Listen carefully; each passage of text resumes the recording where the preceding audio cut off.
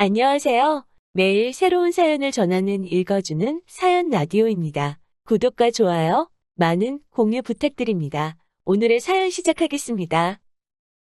안녕하세요. 저만의 인생을 찾아가고 있는 40대 여성입니다. 머릿속 정리도 하고 남들에게 말 못했던 가슴속 응어리도 끄집어 내볼까 하여 찾아왔네요. 남편과 저는 지금으로부터 15년 전에 결혼했어요. 제 나이 26살로 지금 생각하면 한참 어린 나이였지요. 저희가 처음 만난 건 중학생 때로 거슬러 올라갑니다. 남편 말로는 그때부터 혼자 저를 짝사랑했다고 하대요. 그런데 그때 저는 그런 건 전혀 몰랐어요. 남편이 자긴 안 쓴다며 저에게 인형이라던가 좋은 볼펜이라던가 싫다고 해도 쥐어주던 기억이 남아있긴 한데 그게 남편은 나름대로 저에게 좋아하는 마음을 표현하는 행동이었다는 걸 나중에서야 알게 되었지요. 이후로 남편은 남고로 저는 여고로 진학을 했어요. 그런데 남편이 고등학교에 진학한 이후로도 종종 저를 만나자고 불러내거나 뜬금없이 편지를 보내온다던가 하면서 서로 간의 연락은 끊어지지 않았네요. 그러다 20살의 봄, 대학생이 된 남편이 저에게 여자친구가 되어달라며 정식으로 데이트 신청을 해왔습니다. 저는 대학을 포기하고 작은 사무실에서 사회생활을 시작한 상황이었지요. 남편과 저 두 사람의 연애만 놓고 보자면 하루하루 즐겁고 행복했어요. 하지만 사귄 지 2년쯤 되던 때 시댁에서 저희 두 사람의 만남을 알게 되셨습니다. 어머님은 저를 불러놓고 제가 문제가 아니라 제 배경이 문제라며 타박을 하셨는데 문제는 어머님의 마음을 제가 이해할 수 있었고 뭐라고 반박할 수도 없었다는 거예요. 친정아버지는 여자의 눈이 멀어 오래전 집을 나가셨어요. 친정어머니는 마음의 병으로 술없이는 못 사시는 분이셨고요. 그리고 남편과 저는 학창시절을 같이 보냈다 보니 어머님은 이런 제 가정사를 다 알고 계셨네요. 자존심도 상했고 동시에 제가 바꿀 수 있는 게 하나도 없는 상황이었던 만큼 너무 답답했어요.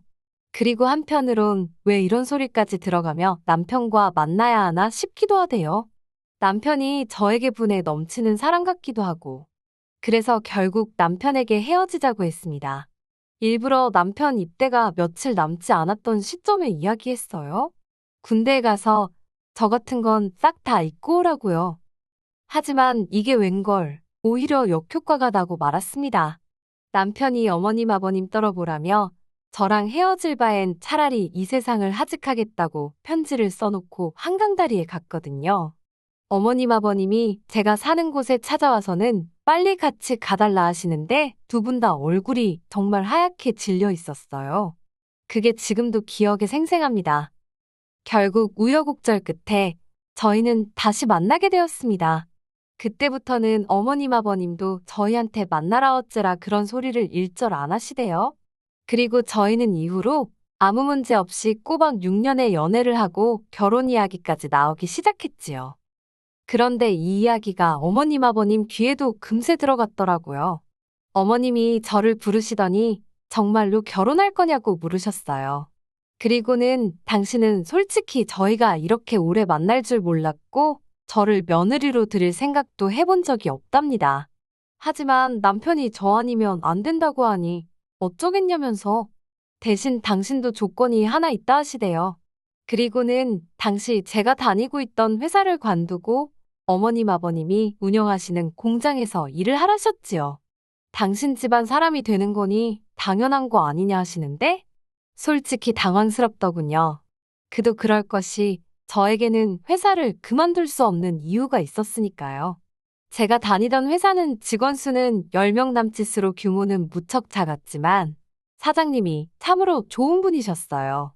당신 나름의 목표와 비전이 있어서 직원들 한 명 한 명 먹고 사는 일에 신경을 많이 써주셨지요. 특히 근속 10년차 직원에게는 대학을 갈 수 있는 기회를 주셨는데 대학에 간다는 건 저에겐 간절한 꿈이기도 했거든요. 그런데 이런 제안에 남편이 보인 반응은 뜻밖이었습니다. 제가 자기와 결혼만 하면 그깟 대학 자기가 보내줄 수 있는 거라며 남편 말로는 고민거리도 못 된다는 거예요. 일단 식부터 올리고 같이 살면서 자리만 잡으면 대학이야 언제든지 제가 원할 때 갈 수 있다면서요.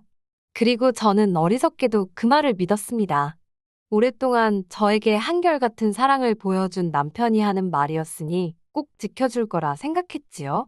그래서 회사에도 사정을 이야기하고 퇴사를 하게 되었습니다.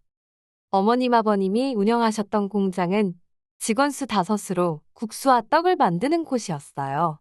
규모가 크지도 않았고 체계가 제대로 잡혀 있지 않아서 공장 분위기가 무척 어수선했던 게 지금도 기억이 나요. 게다가 저로서는 공장 일이 익숙치가 않아서 하루하루가 고되더군요.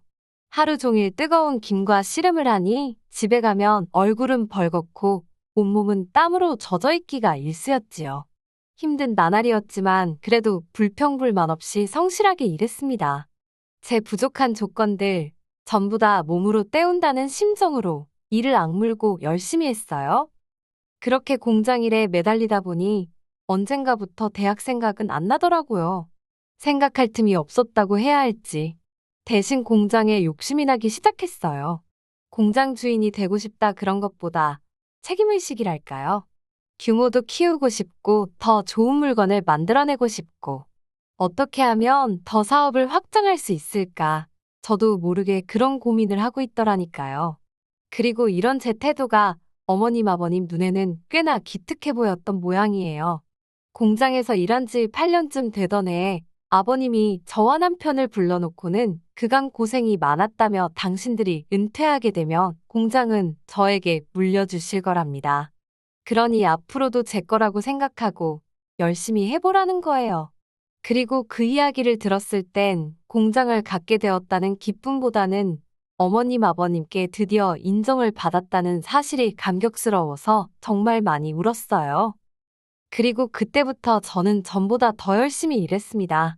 전에는 단순히 재고 관리나 상품 생산에만 집중했다면 어머님의 말씀 이후로는 마케팅이라던가 품질 보완 같은 좀 더 사업적인 측면을 다듬어 나갔지요. 그리고 그런 저희 노력으로 공장은 새로운 설비를 4대나 들여오고 직원 수도 13명으로 늘어났을 만큼 규모가 커졌어요. 거래처가 늘어난 건 뭐 말할 것도 없지요. 직원들 모두 저를 사장으로 알고 따랐습니다. 그런데 굴러온 돌이 박힌 돌을 뺀다더니 아니 처음부터 제가 굴러온 돌이었던 걸까요? 지금으로부터 2년 전 있었던 일입니다. 남편에게는 위로 4살 많은 신우가 있는데 신우가 한국에 돌아왔어요. 신우는 미국인 남편과 미국에서 살던 사람입니다. 2년에 한 번 정도 한국에 와서 며칠 있다 가는 게 전부라 사실 몇 번 대화를 나눠본 적도 없어요. 남편 말로는 신우라는 사람 자체가 원래 자기밖에 몰라서 가족들이 어떻게 하고 살고 그러는지 관심도 없대요.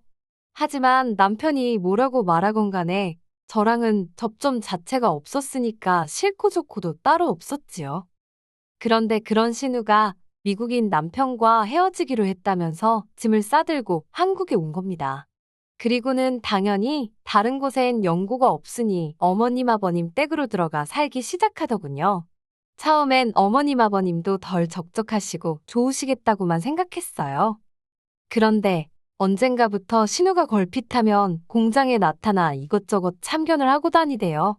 하지만 이야기를 나눠보면 알잖아요. 저 사람이 뭘 좀 알고 하는 소린지 그냥 떠들어대는 건지. 신우는 아무것도 모르는 사람이었습니다. 그런데 어이없게도 그런 일이 몇 번 있은 뒤 어머님 아버님은 신우가 며칠 만에 아주 전문가가 다 되었다며 이참에 공장을 신우에게 맡겨야겠다는 거예요. 제 귀를 의심했습니다.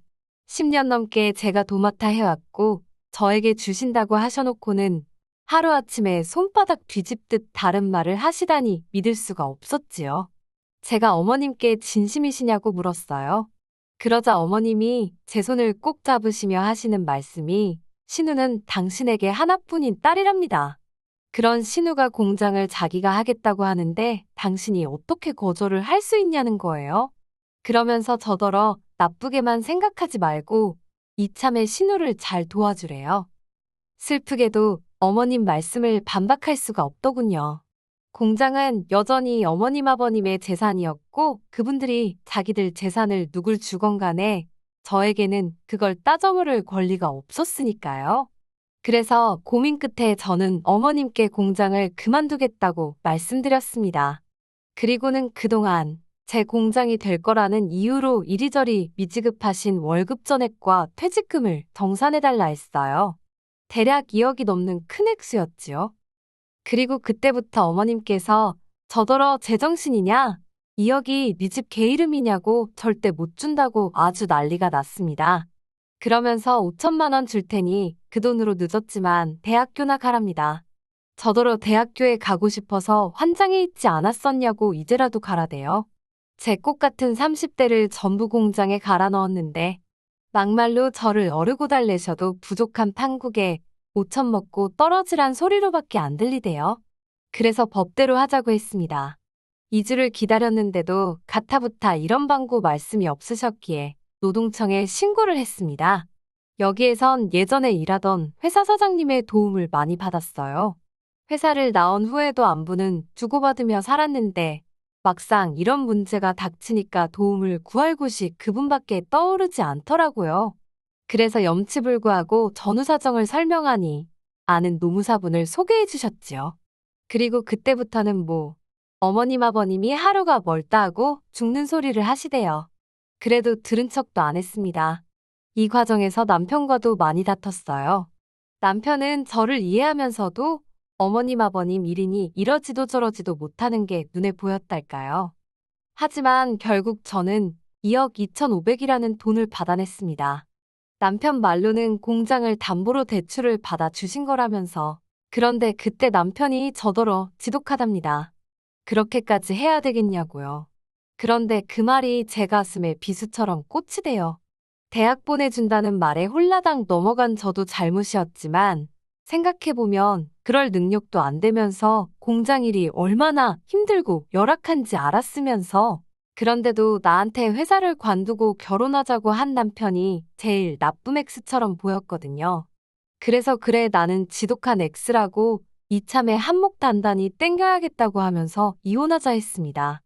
어머님 아버님하고도 한번 싸워봤는데 너하고는 못 싸우겠냐고요.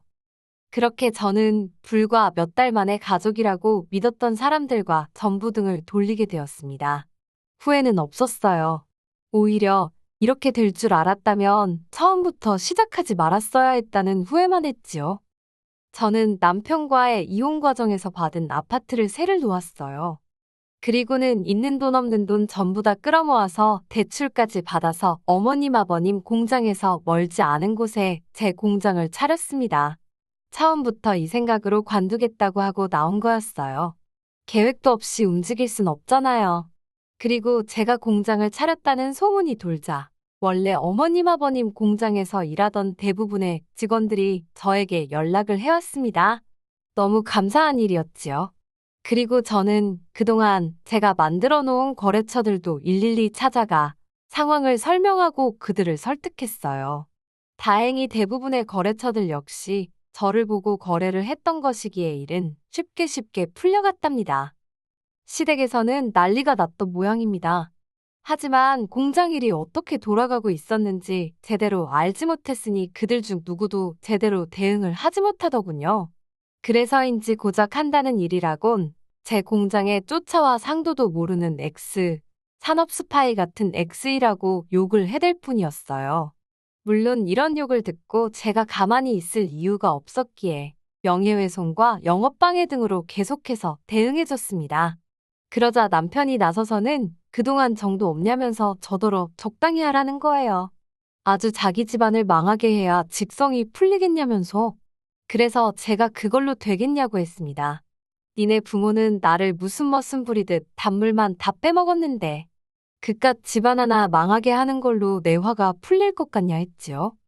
그리고는 들려오는 소문이 어머님 공장이 위기라 하대요.